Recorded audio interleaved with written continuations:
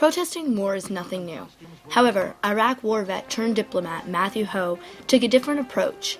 Matt was stationed as a diplomat in a Taliban stronghold of Afghanistan, and in October of 2009, he signed his letter of resignation as a personal protest against the war. It built up to this where I didn't want to see our troops fighting and dying for a purpose that wasn't going to benefit the U.S. in terms of improving our national security or improving or protecting our way of life.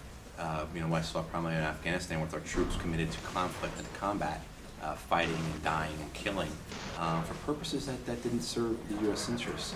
On March 22nd, Matt spoke at the University of Maine in Orono to express his opinion on the war and to give insight on his decision. There was never one moment where I said, holy cow, we've got this all wrong.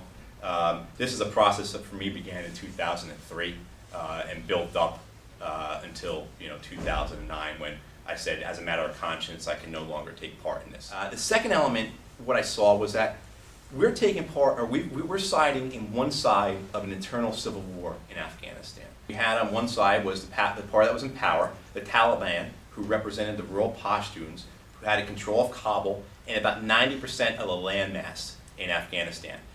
The opposing side, the Northern Alliance, which was made up of urban Pashtuns and other Pashtun groups, that was the other side, and that was the side led by Ahmed Shah Massoud, who was famously killed just 2 days prior to the September 11th attacks. What we did was we went into Afghanistan, removed the Taliban from power, and replaced them with the Northern Alliance without addressing any of the underlying political differences or problems within Afghanistan that were fueling that civil war.